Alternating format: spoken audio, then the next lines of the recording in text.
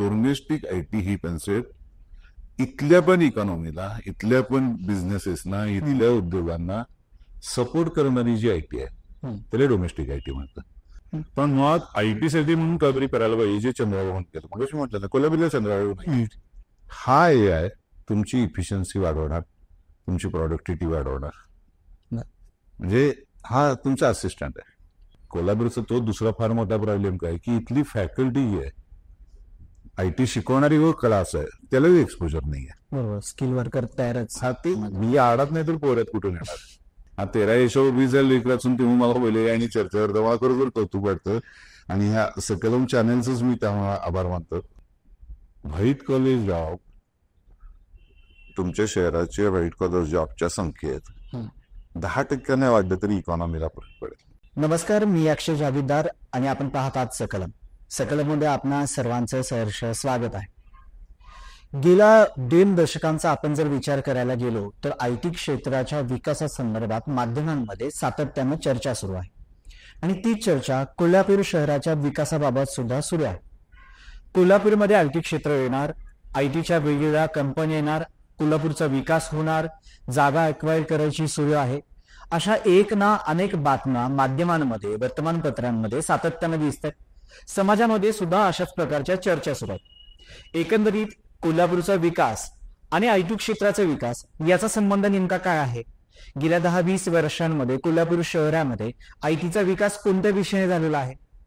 दरोडाई उत्पन्न या शहराचं जे काही आहे त्याच्यामध्ये ITचं योगदान नेमकं काय आहे? या अशा एक ना अनेक प्रश्नांची उत्तरं अनेक लोकांना पडलेली आहेत, तशी आम्हालाही पडलेली आहेत. आणि याच प्रश्नांचा मागोवा घेण्यासाठी आज आम्ही निमंत्रित केलेला आहे आपल्या सकलम या चॅनेलमध्ये विनय गुप्ते यांना. विनय गुप्ते हे IT तज्ञ आहेतच, परंतु IT असोसिएशनचे माजी अध्यक्ष म्हणून सुद्धा त्यांनी काम पाहिलेलं आहे. विनयजी, आपल्या सकलममध्ये सहर्ष स्वागत आहे. धन्यवाद. गेल्या 10-20 वर्षाचा आपण जर विचार करायला गेलो तर पुणे, बेंगलोर, हैदराबाद या शहरांमध्ये IT क्षेत्राचा जेवढा विकास झाला त्या तुलनेमध्ये कोल्हापूर शहर कुठेतरी मागे पडत गेलं. नेमकी काय कारणं होती याची? या तिन्ही शहरांची जी नावं घेतलीत, या तिन्ही शहरांमध्ये आणि कोल्हापूरमध्ये मूलभूतच फरक आहे. हे तिन्ही शहरे ही मोठी शहर होती. कोल्हापूर हे आजही छोटं शहर आहे आणि मोठ्या शहरांना एक वेगवेगळे स्टार्टिंग पॉइंट्स असतात. ते स्टार्टिंग पॉइंट ह्या तिन्ही शहरांना होते IT सुरू होण्यासाठी. बेंगलोरमध्ये तर बकायदा त्यांची इलेक्ट्रॉनिक सिटीज होती, इलेक्ट्रॉनिक सिटी होती आणि बाकी इंडस्ट्री पण ग्रो झालेली होती तिथं, मॅच्युअर लेवलला गेली होती आणि एज्युकेशन पण होतं. या सगळ्याचा त्याने IT उभी जाते. पुण्यामध्ये तर आपल्याला माहितीच आहे 40-50 सालापासूनची इंडस्ट्री आहे. त्यानंतर त्या सगळ्या जो नव्यानं मध्यमवर्ग ते आलेला अख्ख्या भारतातले इंजिनियर्स पुण्यामध्ये आले या इंडस्ट्रीमुळे. आणि त्यांना त्यांच्या मुलांना शिकवत होतं म्हणून नंतर एज्युकेशन हब झालं, एज्युकेशन हब झाल्यानंतर स्टुडंट इकॉनॉमी झाली आणि त्याचं पॉलिट आली IT आली. रॉ मटेरियल मिळतं, तिथे धंदे वाढतात. कौतुक आहे त्या हैदराबादचं आहे. हैदराबादला त्यांनी जे केलं तसं केलं असतं कोल्हापूरच्या तरी तर IT वाढली असते. चंद्रबाबू नायडूंनी हायटेक सिटी क्लस्टर्स तयार केले. आज जे तुम्ही स्मार्ट सिटी म्हणताय ते सिटीचे विजन त्यांनी प्रत्यक्षात आणलं. शाळा, कॉलेजेस ह्याच्यापासून राहण्याच्या ह्याच्यापासून सगळे तुम्ही हायटेक सिटीला बघाल. प्रॉपर इन्फ्रास्ट्रक्चर दिलं. आजही तुम्ही कुठल्याही शहरात नसलेली सुविधा तिथं आहे. विमानतळातनं उतरलं की ऑफिसमध्ये आले पण तसंच जाऊ शकता. इतकी फास्ट कम्युनिकेशन तिथं आहे. ह्या सगळ्या अर्थाने त्यांनी विजन थ्री डेव्हलप केलेला आहे. त्यालाही स्टार्टिंग पॉइंट होता, कारण तिथं रिसर्च इन्स्टिट्यूट होत्या, DRDO होती, बरेच इन्स्टिट्यूट तिथं रिसर्च इन्स्टिट्यूट होत्या. त्यामुळे एज्युकेशन बॅकग्राऊंडही होते. कोल्हापूरला दिल्ली स्टार्टिंग पॉइंट्स नव्हते किंवा चंद्रबाबू नायडू नव्हते. असे हे काय दोन्ही गोष्टी होत्या. आणि आपण आहोतही लहान. कोल्हापूर हे लहान शहर आहे. बरोबर. अख्खा जिल्हा बघितले तर 35 लाख आहे, शहरात तर 7-8 लाख. त्यामुळे आपल्या या तिघांची कंपेअर करणे कोल्हापूरची ही मुळातच लबाडी आहे. जे पण करतात आणि जे पण जनतेला सांगतात ते फारसे खरं सांगत नाहीत. आपलं साईज सांगायला पाहिजे. इथं तुम्ही हैदराबाद बेंगलोर होऊच शकणार नाही हे स्पष्ट सांगायला पाहिजे. पण इथं आयटीचा फायदा होऊ शकेल का नाही होऊ शकेल, सिटीच्या ग्रोथमध्ये आयटीचा फायदा होऊ शकेल का नाही, ह्याला खूप पॉझिटिव्ह आपल्याला हे आहे.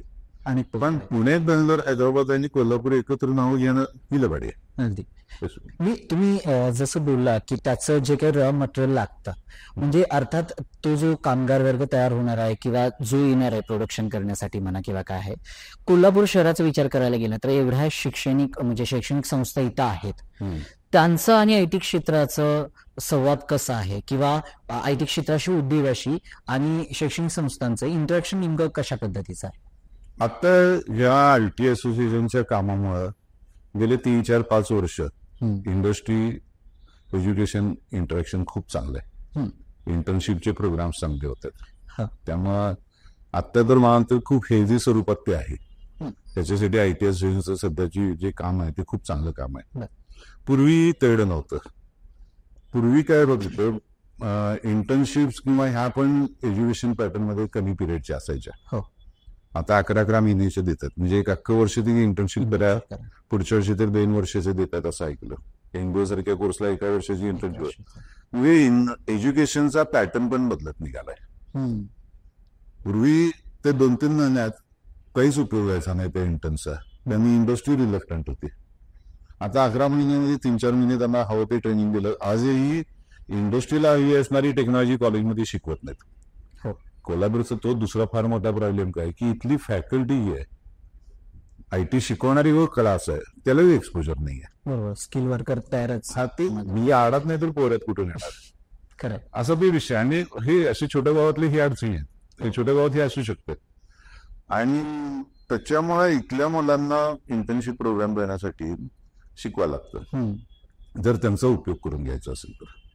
नुसती धर्मालय कोण करत बसणार नाही, कारण व एक माणूस तिथं ठेवायचा आणि त्याला काहीतरी ट्रेनिंग द्यायचं, यासाठी पण महिन्याला चापावा खर्च आहे. कॉलेज काही इंटर्नशिप करा तर ते इंडस्ट्रीला करू देत नाही, कारण इंडस्ट्री इन्सेंटिव्ह कशात आहे, तो लेबर त्यांना वापरता आला तर.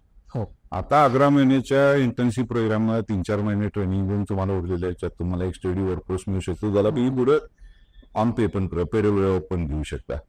हा इंडस्ट्री आणि ह्याचा जो प्रोग्राम असतो जगभर अशाच ह्याच्यामधनं अकॅडमिक पण वाढतोय आणि इंडस्ट्री तो आता गेले 4-5 वर्षात कोल्हापुरात व्हायला लागलाय, पूर्वी नव्हता. त्याच्यात एज्युकेशन पॅटर्नचाही विषय असेल आणि अनेक विषय असतील, पण आता ते व्हायला लागले. तुम्ही 18 ऑगस्ट 2013 मला चांगलं आठवतं की तुम्ही एक लेख लिहिला होता, डोमेस्टिक आयटी मार्केट असा एक उल्लेख लिहिला, आणि त्याच्यामध्ये दिलं होतं तुम्ही सरळ एक देशलाभ त्याच्यामध्ये मला दिसून येतो. आम्ही एकंदरीतच कोल्हापूरचा विकास आणि आयटीचा विकास आणि इथलं मार्केट काय सांगाल त्याबद्दल, आणि ही डोमेस्टिक आयटी मार्केट नेमकी संकल्पना काय? तुम्ही चांगलं गेलं. आणि सगळ्यात पहिल्यांदा मला म्हणजे तुमचे आधी सुरुवातीला मला बोलता येईल नाही, पण हा 13 लेकरातून तुम्ही मला बोलले आणि चर्चा करता मला खरोखर कौतुक वाटतं. आणि ह्या सकलम चॅनेलच मी त्यामुळे आभार मानतो. मुद्दा असा आहे की लोकांच्या आणि परिस्थितीच्या, मी 5 वर्ष आयटी असोसिएशनचं काम केलं. आयटी असोसिएशन कोल्हापूर सुरू आहे ना, माझं आम्ही जिथं गतीलो होतं त्याच्यात आम्ही नंतर काम भरपूर केलं. सर्व सर अजूनही काम करतात, पण बाकी सगळी त्या वेळचे मागे पडले. कारण आम्ही जे सुरुवातीला काम केलंय तो आयटी असोसिएशनसाठी, त्यामध्ये आम्ही बहुतेक सगळ्या पॉलिसी मेकर्सना भेटलो आणि त्यांना समजावून सांगत होतं की ही मगाशी जी आहे कोल्हापूर, बेंगलोर, पुणे असं व्हायला पाहिजे, असं नका सांगू. लोकांना खोटं का सांगताय, हे होऊच शकणारी गोष्ट सांगू नका. पण जे सांगायला आहे ते सांगत नव्हते. मग मला लक्षात आलं की हे पण कन्फ्युज आहे. आयटी म्हटलं की तुमच्या सगळ्यांना किती 100-99 लोकांना विचारलं तर हिवडी बेंगलोरच्या मोठ्या काळा बिल्डिंगच दिसणार. हे आयटी हे सर्वसामान्यांचं जे परसेप्शन आहे ते आहे. पण ती आयटी कुठली आहे? जी आयटी देशाला डॉलर येऊन देते, पण ती आयटी त्याच वेळी डेव्हलप कंट्रीच्या इकॉनॉमीसाठी काम करते. डोमेस्टिक आयटी कन्सेप्ट आहे की डोमेस्टिक आयटी ही कन्सेप्ट इथल्या पण इकॉनॉमीला, इथल्या पण बिझनेसेसना, इथल्या उद्योगांना सपोर्ट करणारी जी आयटी आहे त्याला डोमेस्टिक आयटी म्हणतात. तो देशीवाद लेखाला मुद्दाम शब्द त्या दिला. म्हणजे त्यावेळेसच मी आमचं ऑफिस बांधलं होतं. त्या ऑफिसच्या बोर्ड ना ह्या पर्पजने हा पर्पज लोकांना कळावा म्हणून, डोमेस्टिक आयटी कन्सेप्ट कळावी म्हणून मी नेवाड्यांना बोलवणार होतो भालचंद्र त्यांचा देशीवाद हे देशील. मग त्यांच्याशी संवाद साधताना किंवा हे साठी बोलवताना काहीतरी आमच्या मर्यादा आले असतील, ते आले नाहीत, आम्हाला पण नंतर इंटरेस्ट आला आम्ही. आणि ते न राहण्याचा पर्पज असं होतं की हा कोल्हापुरातल्या पॉलिसी मेकर्सना पण हा बेशिवाराचा कॉन्सेप्ट कळत नव्हता. हा तुम्हाला कळला इंटरेस्टिंग वाटला म्हणून आपण बोलतो, खरोखर गेलो वाटते. पण हा कन्सेप्ट असा आहे की जे नेवारे सर आले असते तर आम्ही जे भाषण त्यांनी लिहून ठेवलं होतं त्यावेळेस, तर त्याच्यामध्ये मी असं त्या ह्याच्यात होतं की हे आमचं 13वं बलूत आहे. वा नजरेनं बघा, पूर्वीची 12 बलुती होती ती जागा वाढवणारी होती. लोहार असायचं, हे असे शिंपी, सोनार, बिनार, ही जी बलुती होती ती गावगाड्याचा अविभाज्य भाग होते. शेतीवरती आधारित ते सगळी अग्रो इकॉनॉमी होती आणि त्याला सपोर्ट करणारे हे होते. डोमेस्टिक आयटीची कन्सेप्ट सेम आहे. इंडियन मार्केटमध्ये पण इकॉनॉमी वाढायला लागते. आता तर आपण 3ऱ्या-4थ्या नंबरवर आलो. ह्या उद्योगांना इथल्या यांना पण आयटी लागणार आहे. लागते सर्व काही वापरताय तुम्ही. आता पॉडकास्ट करताय तुम्ही, मगाशी ते साऊंड मिक्सिंग वगैरे बोलत होता, ते सगळं आयटीच आहे. म्हणजे आयटी याचा integral part of any activity, any economic activity आहे. खरं. इन्फॉर्मेशन टेक्नॉलॉजी मधला इन्फॉर्मेशन म्हणजे माहिती, जो डेटा पासून बनते आणि त्याच्याशी खेळणारं तंत्रज्ञान प्रत्येकाला हात. त्यामुळे आयटी स्वतंत्र बघितली जात नाही. आता जाईल नाही हा आमचा प्रयत्न आहे. का जाते स्वतंत्र? कारण त्यांना ते बाहेरच्या इकॉनॉमीला मदत करत.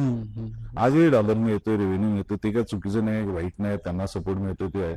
पण डोमेस्टिक आयटीकडे बघायची नजरच नाही आपल्या पॉलिसी मेकर्सकडे. ती यावी, हा विषय दिसावा, हा आमचा प्रयत्न होता. इथल्या उद्योगांना लागणारी जी आयटी आहे त्या आयटीची सर्व्हिसेस देणारे, प्रॉडक्ट देणारे, त्यांना टेक्नॉलॉजी सेमच लागते. त्या वेगळी होऊ लागत नाही. म्हणजे शाहरुख खानची हेअरस्टाईल करणार आणि तुमची आमची करणारे कात्री तीच वापरतो. टेक्नॉलॉजी तीच आहे, पण तिकडे पैसे जास्त मिळतात, इकडे कमी मिळतात, त्या नेमाच कमी मिळतात. खरं. टू सेम आहे. कुठलीही टेक्नॉलॉजी हलकी नाही आहे. इथे हलकी टेक्नॉलॉजी इथली लोक घेत नाहीत. त्याच टेक्नॉलॉजीत बाहेर काम केलं तर डॉलरमध्ये मिळतं, इथं रुपीजमध्ये. त्यामुळे इथल्या उद्योजकांना सपोर्ट द्यायची गरज आहे. गंमत अशी आहे की ह्याचं आकलनच नसल्यामुळं, ह्याच्याकडे बघायची ही नजरच नसल्यामुळं आज डोमेस्टिक मध्ये काम करणाऱ्या जीएसटी आहे, पण एक्सपोर्ट करणाऱ्यांना नाही. ही सगळी गॅप आहे याच्यामध्ये. आणि ह्या आक्रमणातल्या मर्यादा आहेत पॉलिसी मेकर्सच्या. त्यामुळे डोमेस्टिक आयटी करा, डोमेस्टिक आयटी व्हिजन करा, आणि त्याच्यासाठी ते करण्यासाठी एक सोल्युशन पण दिलं होतं 22. डिस्ट्रिक्ट लेवलची आयटी पॉलिसी करा. डिस्ट्रिक्ट आयटी पॉलिसी डोमेस्टिक आयटीच्या अंडर. डिस्ट्रिक्ट आयटी पॉलिसीचा फायदा असा होता, आज कोल्हापुरात फाउंड्री बिझनेस आहे, कोऑपरेटिव्ह बिझनेस आहे, शुगर मिल, अधिक हे आहेत आपले इथे संस्था, एज्युकेशनल इन्स्टिट्यूट्स आहेत, ज्वेलरी मार्केट आहे, ग्रोसरी मार्केट आहे. म्हणजे कोल्हापूरच्या इकॉनॉमीची काही वैशिष्ट्य आहे. ते वेगळं स्वतंत्र आहे. हल्ली चप्पलचं मार्केट सुद्धा, चपलेचं ते ब्रँड मार्केट म्हणून म्हणता येणार नाही, पण ते एक ब्रँड आहे कोल्हापूरच्या अस्मितेचा भाग आहे. गोव्याचा थोडाफार आपल्याला इंडस्ट्री म्हणता येईल, पण हे कोल्हापूरचे म्हणून इथल्या इकॉनॉमीचे हे घटक आहेत. हे सगळ्यांना आयटी लागते. डिस्ट्रिक्ट आयटी पॉलिसी काय करेल की ह्या लोकांना आयटी सर्व्हिसेस आणि प्रॉडक्ट येणाऱ्यांसाठी सपोर्ट करेल.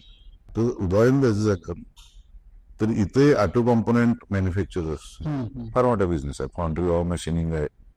कोल्हापुरातलं जे कोयंबतूर, कोल्हापूर आणि राजकोट अशी 3 हब आहेत, त्यातले मेन आहे कोल्हापूर, मिरज, सांगली, बेळगाव असा मोठा हे एरिया. तर इथे स्मार्ट मॅन्युफॅक्चरिंगचं क्लस्टर होऊ शकतं. या डोमेस्टिक आयटी त्याचं जी व्हिजन पॉलिसी जे आम्ही अँटिसिपेट केली की असं केलं तर त्याच्या अंतर्गत स्मार्ट मॅन्युफॅक्चरिंग म्हणून जर ऍक्टिव्हिटी चालू केली, क्लस्टर चालू केलं, स्मार्ट मॅन्युफॅक्चरिंगसाठी जे टेक्नॉलॉजी बिल्ड करणार आहेत अशा उद्योगांना तिथे जावा दिल्यात, त्यांना गव्हर्नमेंटच्या सबसिडी दिल्यात, त्यांना बाकीचे फायदे मिळवून दिले. इथं स्मार्ट मॅन्युफॅक्चरिंगचं हब येऊ शकतं आणि जगभर जाऊ शकतं. आता ग्लोकल आहे, जे लोकल ते ग्लोबल देऊ शकतं.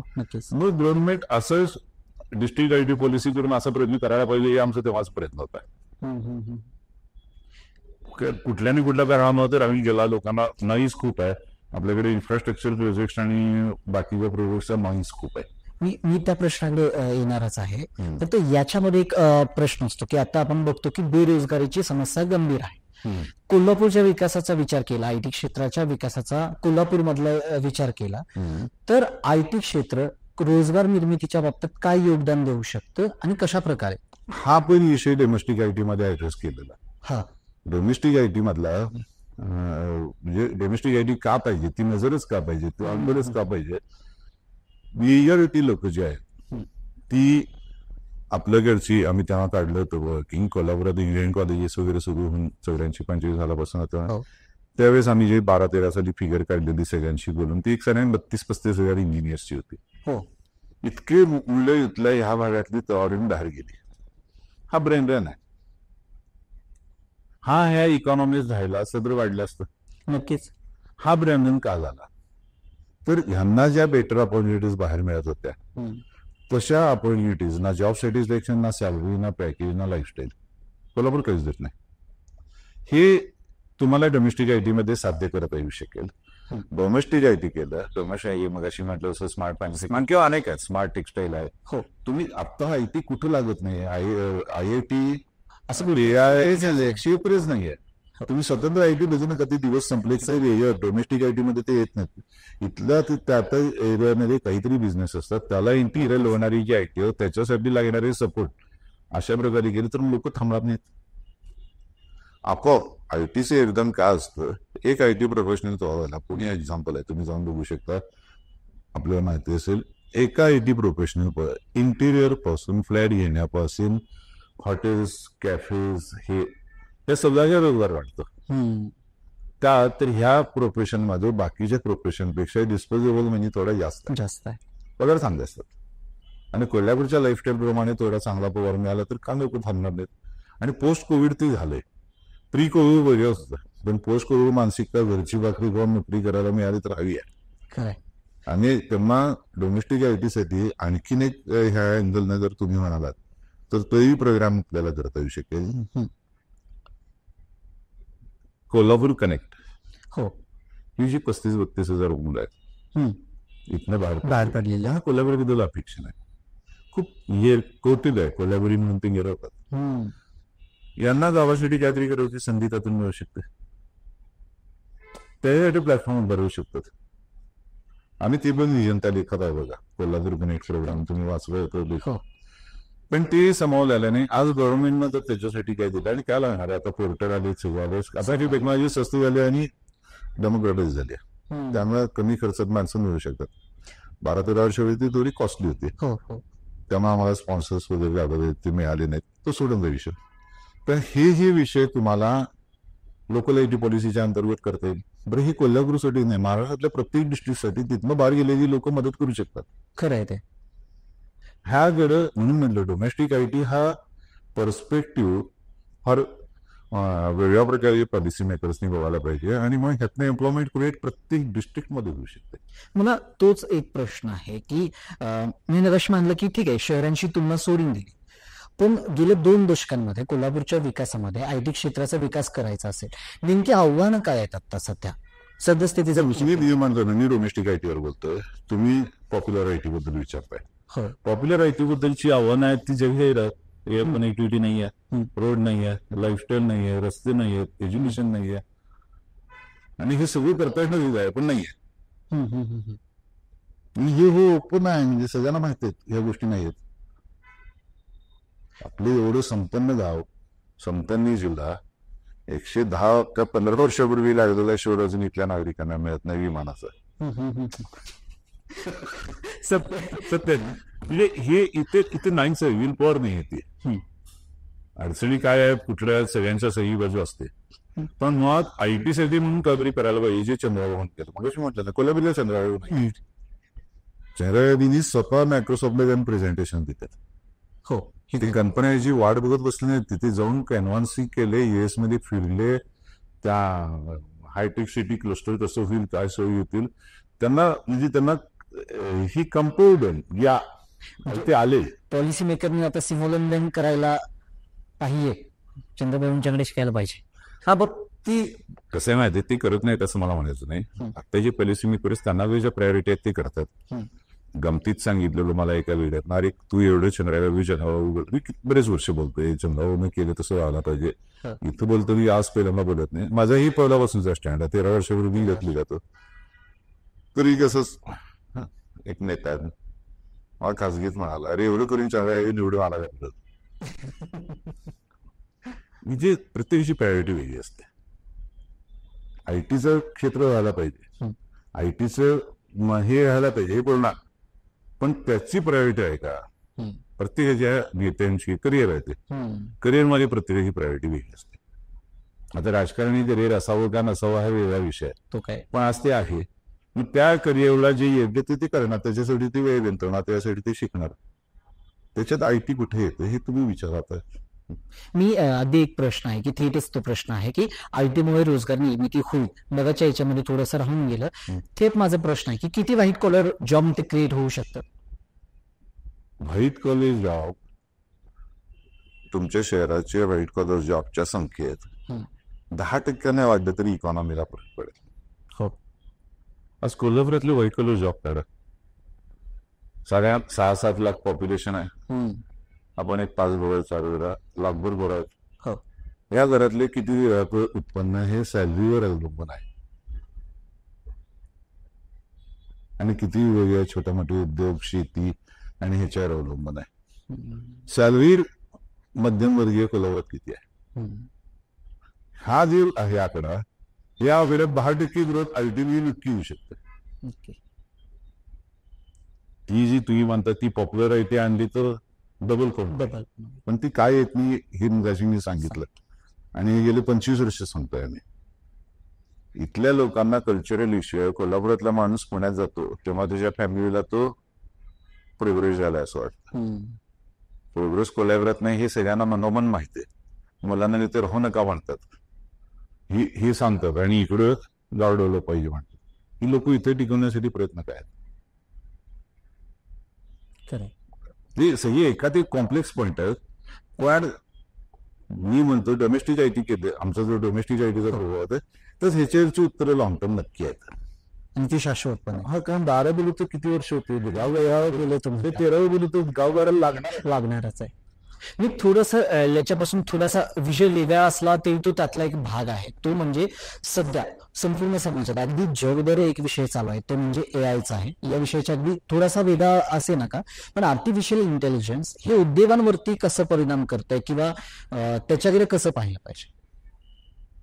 आता परत मी म्हणतो, एआय सध्या जे अवेलेबल आहे, जे तुम्हाला एलएलएमच्या माध्यमातून एआय जे पॉप्युलर झालंय, तो एआयचा जो इथे तो एक भाग आहे.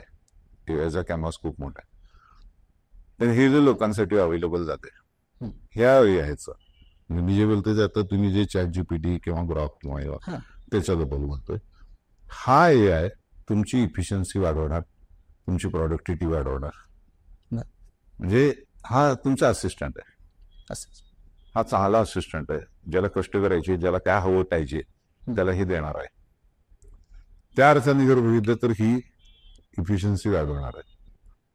इथल्या लोकांना रिप्लेस करणारा किंवा ही जी चर्चा चालू आहे ती या सध्याच्या ज्या अवेलेबल असलेल्या एआयच्या कॉन्टेक्स्ट मध्ये जरा चुकीची आहे. By and large AI as a क्रांती काय करेल किंवा काय करेल ती इव्हेंच्युअली येईल, पण आजचं अवेलेबल असलेलं जे एआय आहे ते तुमच्या फायद्यात आहे. म्हणजे शेवेच्या प्रश्नाकडे येतो. तुम्ही आयटी असोसिएशनचे माजी अध्यक्ष राहिलेले आहात. अगदी 2009 पासून तुम्ही इथं काम करताय आयटी क्षेत्रामध्ये, एक तज्ञ म्हणून सुद्धा तुमची ओळख आहे. तुमच्या नेमक्या मागण्या काय आहेत? माझ्या वैयक्तिक आयटी उद्योग क्षेत्राच्या म्हटलं मग डोमेस्टिक आयटी हीच मागणी आहे. आम्ही इथे स्थानिक आयटी पार्क मागत होतो. आम्ही स्थानिक आयटी लोकांसाठी आयटी पार्क मागत होतो. गंमत तुम्हाला सांगतो त्याची, आम्ही सह्याद्रीला काय म्हटलं होतं, वायपी पॉवरनगरचं जे मॉडेल होतं तसं आम्हाला जागा द्या, आम्ही बांधतो आणि आमच्या मेंबरना देतो. जो काय बांधकामाचा खर्च येईल त्यात अधिक 100 रुपये करायचे आणि मेंबरना द्यायचे. सरकारची जागा आहे, फुकटच मिळणार. बाकी एमआयडीसी सारखी लीज, एमआयडीसी आणि यांच्यासारखी आम्हाला जागा द्या, आमचं आम्ही बांधतो आणि राहतो. आम्हाला फक्त 20-25 स्क्वेअर फुटाची आम्ही जागा बघत होतो, आणि त्याच्यामध्ये 40-50 हजार त्या द्यायच्या नियमाप्रमाणे झालं असतं तर 300 स्क्वेअर फुटापासून 4000 स्क्वेअर फुटापर्यंत आमच्या ते इनिशियल प्लॅन मध्ये आहे. असे वेगवेगळे ऑफिसेस करून एक मोठी ऑफिस बिल्डिंग जी कोल्हापूरची स्थानिक IT पार्क ही मूळ कन्सेप्ट. नंतर लोक येत गेली ती त्यांच्या आकलनानं आत्ताच्या पॉप्युलरिटी वेगळी कमी का मागतात 3-4 एकर बघा. मग आमच्यातली काही लोक ज्यांचा ITशी संबंधच नाही सगळ्याशी का होते बरोबर सिटीजन असतात. वसनी किंवा दरिद्रता येईल की 4 एकर आल्याने आमचं उद्योगाने स्वप्न पाडलं. ते आजही मोठी IT भरल्या 4-5 एकर 10 एकर मी आकडे वेगवेगळे ऐकतो. ही डोमेस्टिक ITची एवढी डिमांड नाही आहे. हे कन्सेप्टच कळलेला नाही लोकांना. आम्ही फेल गेलो त्यात. आता हा एक प्रयत्न मला खरोखर बरं वाटलं त्यानिमित्ताने आणि एकदा सांगता आलं. हा बी किती सक्सेस होणार मला माहिती नाही. 13वं बलित म्हणून सांगतोय हे म्हणून सांगतोय कुठून तरी ही कन्सेप्ट ऐकावं समजून द्या. तुम्ही तुमच्या पद्धतीने एक्सप्लोर करा. पण स्थानिक मार्केटला इंडियात काम करणाऱ्या उद्योगांना पण IT लागते आणि ती IT होती की त्यांची इफिशियन्सी वाढणार आहे ज्याचा इकॉनॉमीला फायदा होणार आहे. आज कोल्हापुरातल्या फाउंड्री बेल्टमध्ये चांदी ERP आहे. कोयंबतूर आणि राजकोट मार्केटमधनं म्हणतात इथे ERP मार्केट चांगलं आहे कोल्हापूरचं आणि खरोखर चांगली गेले 30 वर्ष इथली लोक करतात. तर मग इथल्या फाउंड्री उद्योगाची क्षमता वाढलेलीच आहे. त्यांचं बॅटन लाईन वाढलेलीच आहे. टेक्नॉलॉजी अशी मदत करते. डोमेस्टिक IT काय पाहिजे इथल्या उद्योगांची इफिशियन्सी वाढली त्यांची प्रॉडक्टिव्हिटी वाढली त्यांची बॅटन लाईन वाढत गेली फायदा कोणाचा इकॉनॉमीचा आहे. हा आस्पेक्ट इथं आहे. नक्कीच. त्यामुळे इथं आपल्याला त्या दृष्टिकोनातूनच बघावं लागेल. मागण्या इतकं स्पष्ट आहे डोमेस्टिक IT वाढवा समजून घ्या काय आहे ते. हे पॉप्युलर ITच्या मागे लागू नका. पॉप्युलर ITची खूप आव्हानं आहेत आणि ती आपल्याला नाही शकणार. आपण काय एअरपोर्ट पासून सगळं तुम्ही बघा तर नाही जेव्हा पॉप्युलर ITला कोर IT इंडस्ट्रीला डोमेस्टिक IT मध्ये पण ते येणार आहे इन्व्हेस्टर्स असतात. तुमचा सेटअप बघायला येतात. 1-1.5 तासाची 2 तास कोल्हापुरात येणार त्यांना एक अख्खा दिवस जाणार आहे. काय येतील ते तर म्हणतात पुन्हा चालू आहे. त्यांना आले बोलले पटकन दुसरी 4 कामे दिली गेली. अंबाबाई इथलं मी सोबोरी हिला बोलालो सारखं कोण जात नाही. ही जी आपण म्हणतो ना ही आपल्याला इल्युजन मध्ये आहोत आपण. आणि ही डोमेस्टिक IT म्हणून ही इल्युजन निघेल रोजगारी यावेळी सगळ्यांना होती. इथल्या इंडस्ट्रीला टेक्नॉलॉजी फ्री मिळेल. जे इथं जिनी IT park smart technology part काढलं स्मार्ट युनिव्हर्सिटी मगाशी जे म्हटलं ते लोकल इंडस्ट्रीला कनेक्ट असतील.